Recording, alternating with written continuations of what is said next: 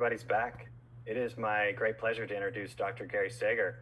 Since 1982, Dr. Gary Steger has helped schools around the world embrace computational technology as an intellectual laboratory, a vehicle for self-expression, and a window into the world of possibilities for amplifying the potential of each student in preparation for an uncertain future. He is the co-author of Invent to Learn, Making and Tinkering and Engineering in the Classroom, and the founder of the Constructing Modern Knowledge Institute in the summer.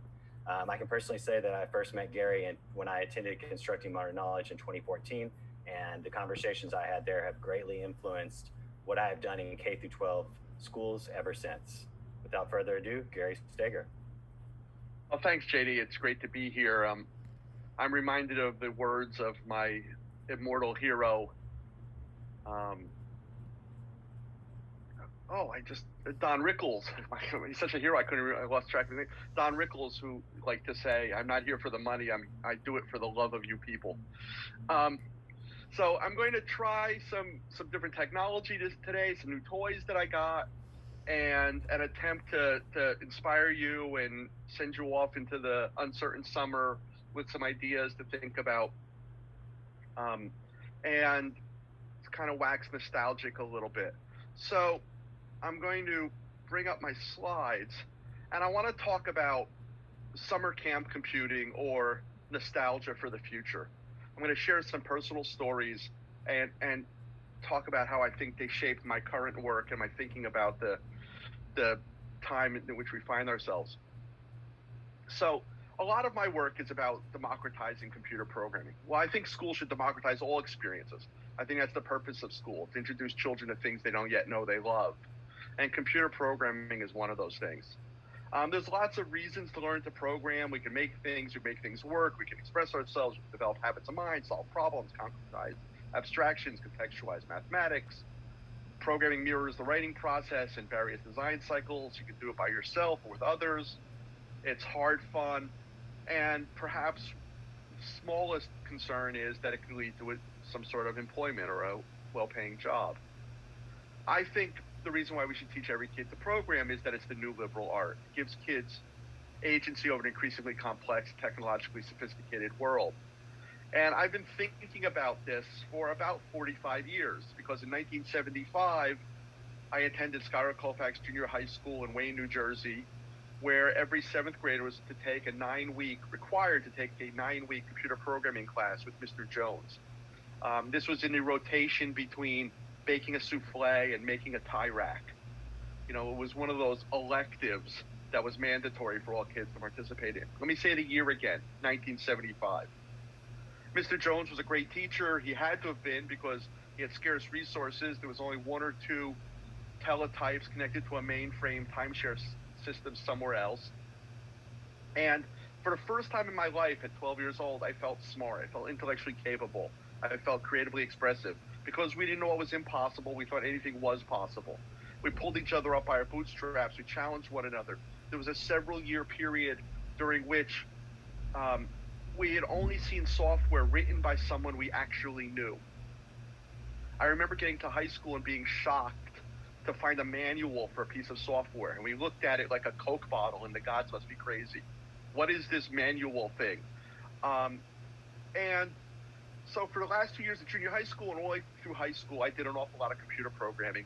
I graduated in 1981 thinking that was fun, but nobody will ever use a computer again. And I went to music school. I had a scholarship to attend Berklee College of Music. And the year is important again when you think about 1981, because I left thinking I would never use a computer again. Within a year, everyone I knew owned one. And when I returned home Christmas time, my mother said, "Get a summer job." And I went out on interviews to be a music counselor at some summer camps, and no one would hire me because I didn't play the guitar. And I stumbled upon a camp that said, "We want to start a computer program. We see in your resume you've done some computer stuff." And I hadn't done any computer stuff in almost a year. He had a mini computer in his office and said, "Write a program to do something." And I wrote it, and it worked.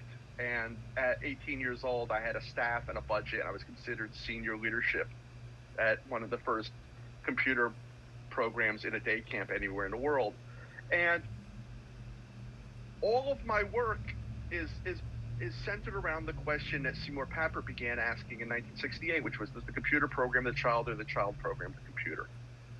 At a time of accusations of fake news and confusion around the coronavirus and all the sorts of decisions we need to make, the ability to look at a problem from different perspectives, to put myself in someone else's shoes, to swim around in the beaker with the molecules, with the code, were habits of mind that I developed that have served me very well in every day of my life, whether it's trying to hack through an airline voicemail system to get a human on the other end of the phone, or to get my car out of a locked parking garage. The ability to think systematically, computationally has served me quite well, and it's fun, and it's led to a lot of great things as well. So I'm feeling a little nostalgic in this period of quarantine, because this week, actually, there's two anniversaries. One is the anniversary of me beginning to lead this program of computer programming as one of those required electives inside a day camp in Suffolk, New York, called Deer Kill Day Camp, which is still in operation, and in fact is actually running this summer. And then the second anniversary is that 30 years ago this week, I began working in the first two schools in the world where every kid had a computer, where every kid had a laptop computer.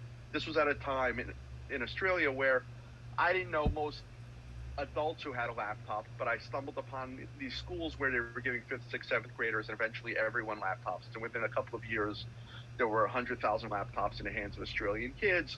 And the entire point of having a personal computer was computing, was being able to take the time to work on meaningful projects, to program in, at the time, logo writer, and to do so across the curriculum. And so there's lessons that I learned from all these experiences, including that boys and girls can enjoy programming. When we gave kids a taste of it at the summer camp and then allowed them to return when they wanted to, which incidentally, my computer lab was a horse trailer, and originally we had VIC-20s, and the next year we got Commodore 64s and one disk drive and this thing called an octopus, which was a bunch of wires, like old telephone cables, that you could connect to a dozen computers. And someone stood at the floppy drive and turned the knob when you were ready to hit return and load the program into yours. The program was such a success the first year that they said, well, if you come back next year, we'll build you a larger space. And when I returned, they had put a porch on the horse trailer. So that was the addition. But in a non-coercive environment, we found that girls participated equally to boys. And what we found when every kid was provided with a laptop was it eliminated the conflict over fighting over 10 minutes of computer time. There's no 8 or 9-year-old girl who's going to fight over 10 minutes of computer time. In fact, the first laptop school in the world was a girls' school. And in that school, we had over 1,000 kids programming across the curriculum.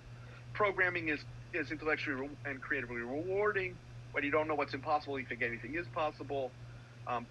Programming is a way of matching kids' remarkable capacity for intensity with a task that's up to that challenge. It gives us a context for debugging, which is an essential skill. It's a material with which we can make ideas and other things and make other things go. We recognize that kids and their teachers can learn and program across the curriculum, that quality work takes time. And this is a really important idea. I wrote an article a couple months ago called What's Your Hurry? Talking about the need to slow down. If you teach a kid in some block-based environment or logo-based language, forward and right, they could draw anything in the universe. They can become Van Gogh with that. But they need the time to develop those skills. And I was thinking about how camp has changed from when I worked in one in the early 80s to today. In the early 80s, you had two options as a parent, 4 weeks or 8 weeks. Not 1 hour or a half a day or a day or 2 days, where you could actually form a social network. That's why people who went to camp as kids from previous generations are so attached to the kids they went to camp with. And you could get good at something. You could grow by leaps and bounds over that period of time. And I think actually that programming is the best justification for having computers in schools. Much of what we do with computers in schools is really kind of trivial and hard to defend. Now, based on my early experience, I've often wondered under what conditions could recreational computing return.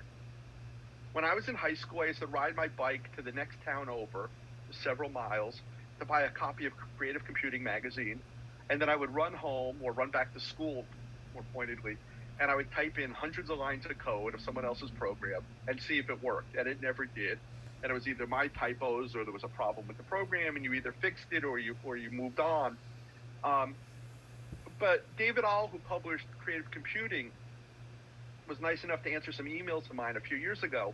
And I asked him, just for fun, do you have any idea what the circulation of creative computing was? And he said, well, at their peak in 1984, they had 400,000 subscribers. 1984, there were 400,000 people who subscribed to a hobbyist programming magazine. So I've wondered under what conditions could hobbyist programming return. And it turned out I thought the maker movement was that opportunity. That suddenly programming had a context, had some meaning, had some relevancy, and people were able to program the things that they made. However, being about 8 years or 9 years into the maker movement, it's occurred to me that we could make things with atoms, but we've left the bits behind again. That we're making a lot of stuff, but we're not making a lot of stuff think. We're not making a lot of stuff interact with the world. We're not making a lot of stuff go. This manifests itself in the conversations I have with teachers on a regular basis, where they come up to me all excited and say, we do a little Scratch. Well, come back when you've done a lot of Scratch. You really benefit from computer programming when you've stared at a bug for a couple dozen hours. When you've worked on something to the point where you can't sleep at night, where you have to take a break and walk away from it, and then the solution emerges and you rush back to solve it. I got busted in 10th grade for taking the hall pass to go debug a computer program. It was kind of humiliating at 15 years old. But the solution to the problem I had was burning inside of me. I couldn't sit in Mr. Ancora's biology class for one more second. Can I go to the bathroom? And I got the pass, and I ran to the other end of the school building and fired up these teletypes that kind of shook the school, and got caught running out of the classroom to debug a computer program. That matches the level of intensity that kids have, and yet they rarely have an outlet for that kind of experience. Our goal is fluency. We want kids to become good at something. We want them to be able to paint with it. We want them to be able to draw with it, dance with it. If I want to go back to the camp analogy, there was nothing more important to parents than their kids learning to swim. And you can learn to swim in 4 or 8 weeks. You can't learn to swim in 1 hour or in a 42-minute class period. And I'm also reminded of the feeling of play and the creative expression associated with arts and crafts, and the continuum, the cultural continuum that's associated with that. So I'm suggesting we go back to camp a little bit. Because if we go back to camp, we can recognize that while most technology in schools compares badly to clay or paint, computer programming doesn't. This is a medium with which we can make spectacular things. And while we talk a lot about kids making computer games, the games seem to be quite redundant and derivative, which is okay, but they're also of a class. They're usually things bumping into other things, right? And yet, if we go old school, we recognize that there's all kinds of games you could play. And when I think about my early days of computing, we had tennis and boxing and football and basketball and Star Trek and no graphics. And if you want to write a tennis game or baseball without graphics, you have to deal with logic and rules and simulation and probabilistic behavior. And what my friend Tom Snyder, the software developer, former educator, used to call the third law of software design, which is if you're writing software for kids, they want to be randomly screwed on a regular basis. So if you have a ship, you have to throw pirates in from time to time. But that logic and probabilistic behavior and rules and simulation are really powerful ideas that resonate and have a home in the traditional curriculum as well. So I just want to be nostalgic a little bit. I did some research. In the mid-1970s, David Ahl published his first version of a book called Basic Computer Games. I've got copies of Basic Computer Games and more Basic Computer Games. They're still widely available on Amazon. And in fact, in the URL that I'll share with you at the end of the presentation, you can download PDF versions of these. These books in the mid-70s sold 1 million copies. So 45 years ago, 1 million people bought books on how to program computers for fun. Not just books, they bought a specific book, but in that quantity. This is kind of mind-boggling. And the contents page looks like this, and it has computery games like Nim and Hammurabi and stuff and bagels, but it also has tennis and blackjack and poker and roulette. And if you think about challenging kids to write those kinds of games, there's a ton of mathematics, of computational thinking, of logic, of all sorts of phenomena that can enrich their thinking. And the layout was, as you can see, kind of incredibly elaborate, hand typed. Now, let's talk about the classroom. We go forward to the 1980s. My friend Dan Watt published Learning with Logo. Learning with Logo is, this thick. He sold over 100,000 copies of this. So if you think about 1985, which is 35 years ago, and there being very few computers in schools, and yet there were 100,000 teachers who owned a book on how to teach computer programming to kids, this should empower us to think we can do better today or tomorrow. We can do some of this again. In fact, this is a 1983-84 issue of the Computing Teacher. The Computing Teacher was ISTE's magazine before whatever it is today. I couldn't actually find a copy because it was behind a paywall, and my ISTE membership lapsed a week ago. But I want to read you a few of the articles that were in this issue in 1983-84. A Cure for Recursion, helping students with recursion, teaching strategies. Recursion, a recursion excursion with a surprising discovery. Problem spaces in an object-oriented environment. This is what teachers were doing with computers 37 years ago. So our expectations have really been lowered. And we've got all these amazing languages now we can be using that are block-based, that are accessible, that allow us to make things that we can control. We can make physical things. We can make powerful, expressive things. We can make sophisticated games that start with the logic and the rules and the probabilistic behavior, and we can add fancy graphics to them. We can share them on the web. We can, distribute them in lots of different ways. We can 3D print them. So we can use Turtle Art to design elaborate tiling patterns and 3D print stamps, and then use that with ceramic clay and end up with exquisite works of art that bring mathematics to art and the digital to the analog. Teacher in one of my workshops in Texas saw this and went home and shared Turtle Art with her kids, and they decided to make slow feed dog bowl designs. Because apparently after millions of years of evolution, your dogs are eating too quickly and we need to slow them down and apparently piss them off at the same time. And she wrote to me and said the geometry and the problem solving, the debugging her kids were engaged in was remarkable.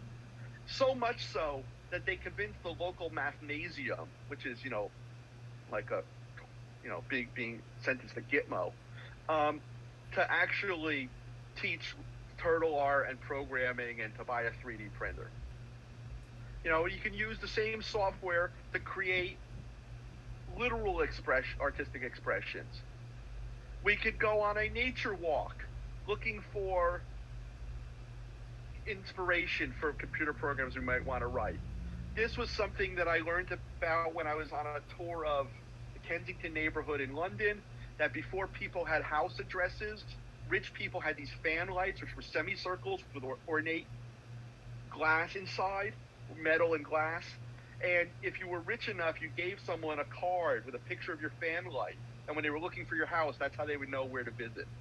And I thought, well, that's a great programming activity in Scratch or Lynx or Snap.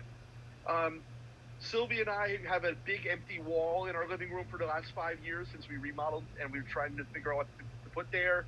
And we've seen on some real estate shows that people are using canvases with polka dots on them. Well, why buy a expensive one if we can make our own? But if I say to kids, make a piece of polka dot art, I don't have to tell them what the dimensions are or how many dots are in it or how to organize the dots. They'll start saying, oh, hey, I got 2 blue ones next to each other. They'll come up with a solution to not have 2 blue ones next to each other. Maybe it'll be random. Maybe it'll be deliberate. Maybe they'll move the dots around. Maybe they'll make different kinds of patterns. Maybe they'll overlap the dots. Maybe they'll change the dots to splats. Maybe they'll have hollow dots and solid dots. Maybe they'll decide, as someone did at Constructing Modern Knowledge a few years ago, that they want to make Schuber, which is a pair of shoes that are programmed that when you click the heels, they call a cab. And this isn't some fanciful, kabuki theater version of an invention convention at a school or a science fair where a kid imagines that someday there might be something like this. That day is today. You can make Schuber. The technology exists for doing it. Or the teacher, you're going to lose the sound here, but she made a fortune teller that's programmed in Snap, and it speaks and it tells your fortune. This isn't a robot truck designed to kill some other school's robot truck. It's something beautiful. It's a work of sculpture and of cybernetics and of computer programming. Or one of my favorite projects, again from CMK, where Kelly, who has been to CMK 5 times during her 4th year, knew that we expected and we welcomed and we embraced nutty projects. And she said she wanted to make an animated Marie Antoinette wig, as you do. And they proceeded to do this elaborate paper cutting and folding to make this robot wig that has birds that fly around, and when you tilt your head, the bird sounds chirp, and when you blow into a straw, 3D printed bees are shot out of your garden. And I love this project because it's whimsical, because it's deeply personal, because it's creative, and it involves all of the powerful ideas that one can get from computing, from computation, from computer programming. So in closing, I think as we're thinking about going back to school, and a lot of people are engaged in these discussions, my advice for your sanity and for your blood pressure and for your health is resign from all these committees. We don't know nothing. Things are going to change a million times between now and when school starts. Chances are schools are going to choose the worst possible option anyway. So the near future is uncertain. And if we do have to go back online, either full-time or part-time, those of you who are maker educators have had the problem of a supply chain, right? Of how do you get the stuff in the hands of all the kids? Well, the good news is that the best makerspace is between your ears. Computer programming is an incredibly rich makerspace. This is an opportunity for kids to get really good at it because it runs on everything now.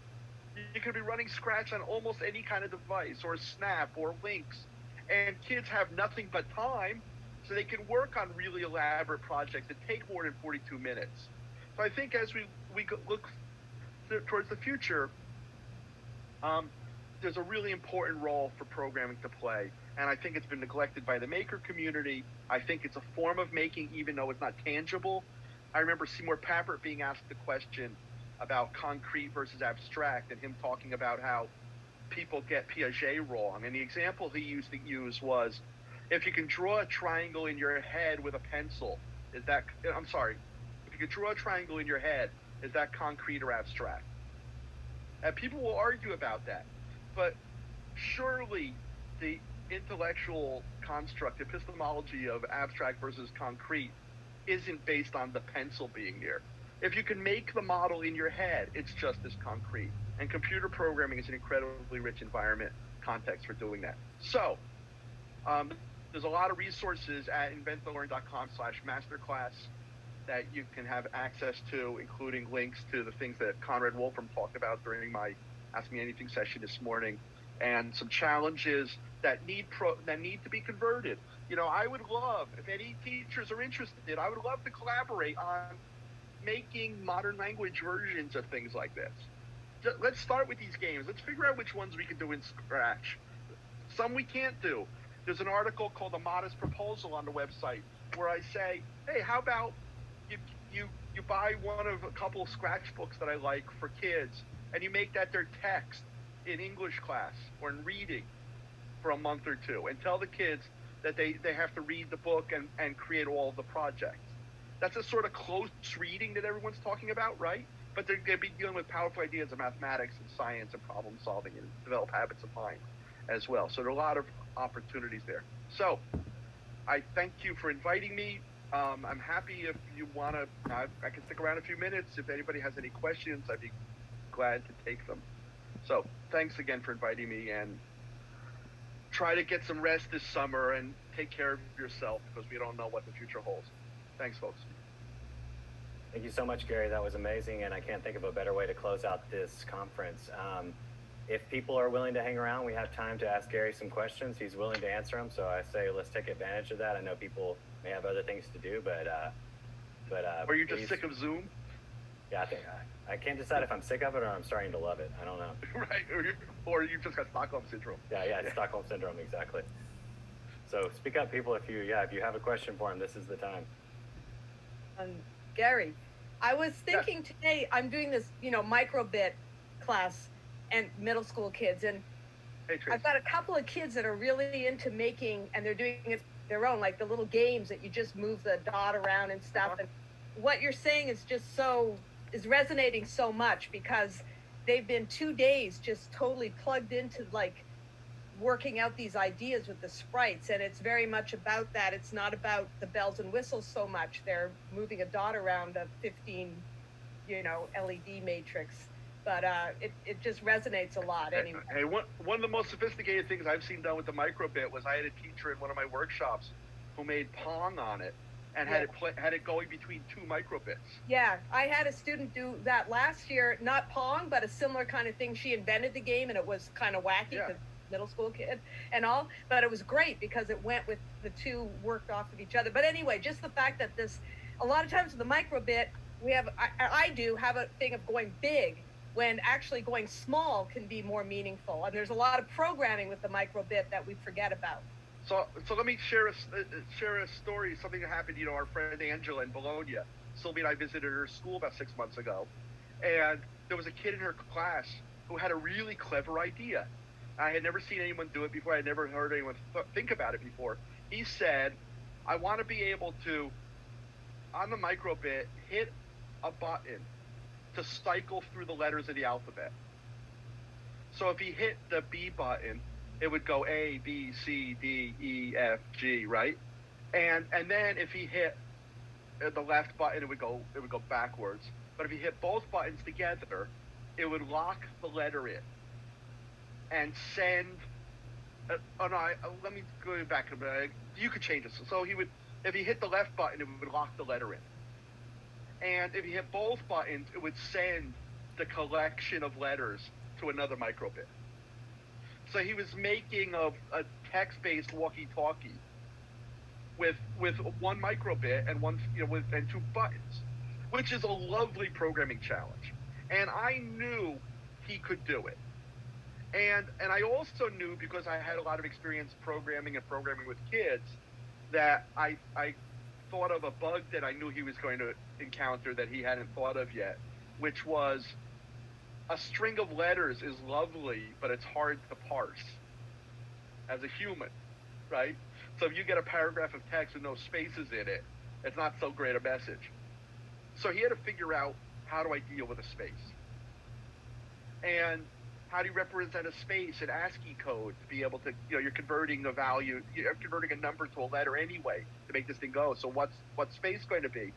And I left him, and he was about 90% done with the project.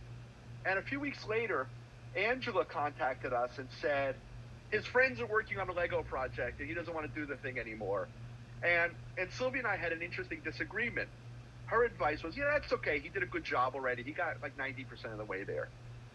And people think I'm the laissez-faire guy. And I said, tell him to finish. He has my email address if he gets stuck. Angela can help him. There's probably other kids in the class who can help him. He's not alone. And he's fully capable of working on this project and working with his friends on the Lego project. But most importantly, there's an unbelievable sense of satisfaction and accomplishment that's associated with finishing the job and bending the technology to your will and getting it to do what you didn't think you were able to get it to do. And I wanted the kid to have that sense of euphoria. I wanted him to experience that because that's the kind of thing that's fueled me the rest of my life. That I knew that if I stayed at it long enough, I could make something really good out of this. That I didn't have to just go and walk away. And so it was a really interesting discussion about teaching, about learning theory, about, sometimes it's okay to say, yeah, you got about as far as you could go. But if you have a little experience and you know the kid is really close to the finish line, it's worth helping them get to the finish line. And for kids who finish too quickly, you could always ask, why does it fall over? How would you make it better? How would you make it faster, smaller, etc.? Other questions? Everything's gone quiet for me. Everyone's muted. Gary, what materials would you recommend if you had to give students, like if you were limited to a shoebox and what you could give to students, what, like I would put a microbit in there and some things, but what materials would you put in there that you think would be essential for making at home if you were going to send kids home with a shoebox of stuff? My cheap kit would be a microbit Go, so it's the battery box and the cable and a microbit. And I would add to it 2 10mm LEDs. I like a green one and a red one, or 2 colors of the large LED. 4 alligator clips. That's the cheap kit. The next level kit, I like the NeoPixel strips with the with the alligator clips on them that Adafruit sells, because then you can get into all sorts of sequencing and pattern things and stuff that's really crazy with lighting up and you can light up your bedroom with it if you want, but you could also deal with Fibonacci series or odd or even or randomness, or have lights chase down a strip and back, or change speed, etc. So I like that NeoPixel strip that has the alligator clips on it, because that connects to the microbit really easily. If you wanted to, you could throw in a small speaker, but they could also just use headphones with the 4 alligator clips you throw in a kit, and that would go in a nice small envelope. And I've run a bunch of family workshops, and they changed dramatically when we can send the parent and the kid home with the stuff. When we gave every kid a microbit Go kit, they started teaching the kids who weren't there. And when I said, hey, I'm going to come back to visit your school in 2 weeks, 100% of the kids remembered to bring their microbit back to school, and they brought friends with them to lunch to learn some more stuff or to ask you questions. So, that's a game changer. And again, when I was in Italy, and I was hearing over and over again, we can't afford this, we're a poor country, I started using a unit of currency that they understood. A microbit is half the price of a pack of cigarettes, or a third of the price of a pack of cigarettes. I mean, it's a rounding error. It's unconscionable in the richest country in the history of mankind that every kid can't have a laptop and a cello. I just won't accept it anymore. As I said, I'm doing this 30 years of laptops in schools. We've done it in Harlem. We've done it in indigenous communities. There's $500,000 $100 laptops being used in Peru during COVID-19. It's just a matter of will, and it's never been more than a couple % of student spending to give every kid a laptop. And as Seymour Papert and Cynthia Solomon said in 1971, if every child were to be given access to a computer, computers would be cheap enough to give every kid access to a computer. So we shouldn't cheap out on it, but it's we should be willing to spend what we spend on dry cleaning soccer uniforms, on giving a kid a computer they could use for 4 or 5 years. And like I said, you need to get stuff distributed to kids. If you can't get them physical stuff, programming's great. There's a billion things. Hey, Karen. Hey, did you see my shirt? I'm noticing the Bucky shirt. I pointed it out. It's the 4th of July one. Wait, I got to turn around for you. I was hoping I'd see the back of you. It says freedom in Bucky's or something. Awesome. I just wanted to formally say thank you and hello. And I'm glad that Sharon put what you said about the kit. The items are now in the chat for posterity, so I appreciate it. Thank you, Sharon.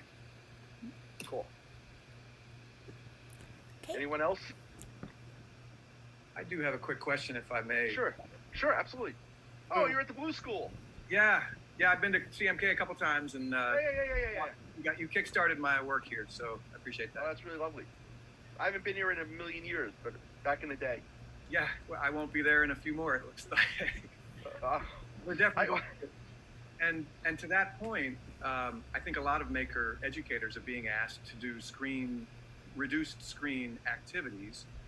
And, I'm going to lean into the programming. I think you've reinforced that for me here. And I'm curious if there are some physical computing environments, platforms, units of study that particularly appeal to you. If I can only buy one thing, I'd buy the Hummingbird Robotics kits. They're just great. It lets you do everything. Still screen-based, though, right? I mean, your kids are... Well, most of it's physical. Yeah, okay. Most of it's physical with a little bit of programming. I mean, not all screens are created equally. There's a difference between how you're using a screen or how I'm talking about using a screen in kids in a way a parent uses one to shut their kid up at Applebee's. Right? Now we need to be able to differentiate that.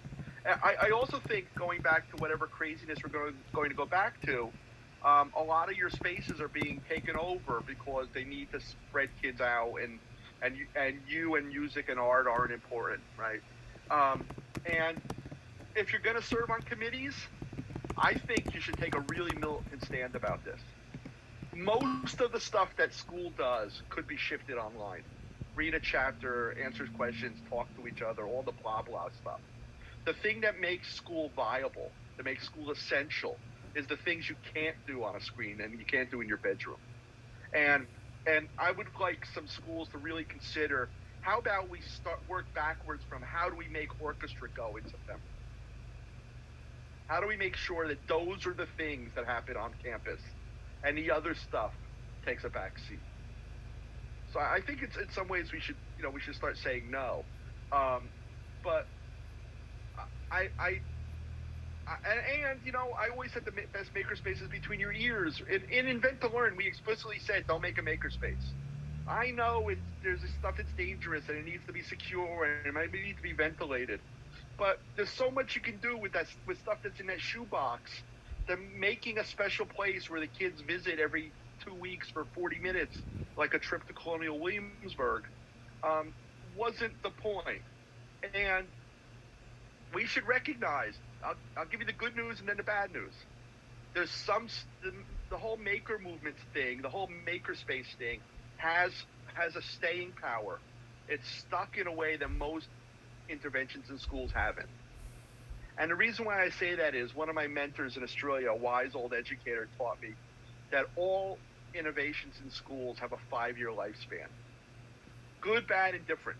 Doesn't matter if it's a terrible idea, a good idea, it doesn't matter. The first year or two, you and your colleagues are good soldiers. You really put your best foot forward. You really try to make the thing have a go. And by the 3rd year, you got a little wind in your sails and you're comfortable and you're doing it. And around year 4 or 5, a stiff breeze blows by, your principal changes, a parent says, but what about the test? Or we're doing, shmemby-pemby phonics, and then the thing explodes. And by my watch, the maker movement in schools is 7-8 years old, which means it's outlived its natural lifespan. And so, bully for you, that's fabulous. But what happens when they want to turn what you're doing into the next whatever stupid idea people have? So this is a moment for you to really assert that what you do is important. And as we go back to school, we should be figuring out a way to make sure what you do can be done safely. And there's not less of it, there's more of it. I mean, I imagine that the rationale behind less screen is because the kids are staring at screens all the time and they're doing mindless stuff, right? So less of that, more of the other. And I think you can communicate that to parents. And I think if you can create an opportunity for them to have the kind of experience you want to create for your kids, it's easy to change their minds about that. So I really think you're gonna need to stand your ground a little bit, because Sylvia and I are getting we're getting phone calls fairly regularly now. People who are on these committees at schools, and they're being pushed out of their space that they fundraised for, that and they're immediately disposable. And sadly, once they get pushed out of their space, they'll be disposable too. Again, let me use one more camp analogy. The summer camp I worked at, which is I think like 70 years old now, family run. The kid I used to teach now runs it, third generation in the family. They're opening this week. They're going to run full camp for 800 kids or something. State of New York said camps are okay. Oh, by the way, they said day camps are okay. Sleepaway camps where you can quarantine kids remotely and there's no chance of getting COVID. That you can't do. But you can have them come and go with lots of other strangers. Anyway, so it gives you a sense of how stupid this is. But they've just put tents up on the grounds for all the things that used to be inside. So arts and crafts now will be under a tarp, because there seems to be some consensus that being outside is pretty safe. So they didn't say we're putting a bullet in the head of the art teacher. They said we're going to teach art, that it's an important part of the experience. So I think that, it'd be nice if we started having those kinds of discussions in schools about how do we make the things go that make us human, that engage kids most intensely, that add the most value to our school. Those of you who are in independent schools need to be able to show some value. And I assure you, the parents have seen the crap the kids do in the other classes. And they're going to start wondering why they're paying $40,000 for it. Right? They see something different in what happens with in your classroom, in your space, or the music teacher space. That's the stuff that builds memories. That's the stuff the kid goes home and talks about.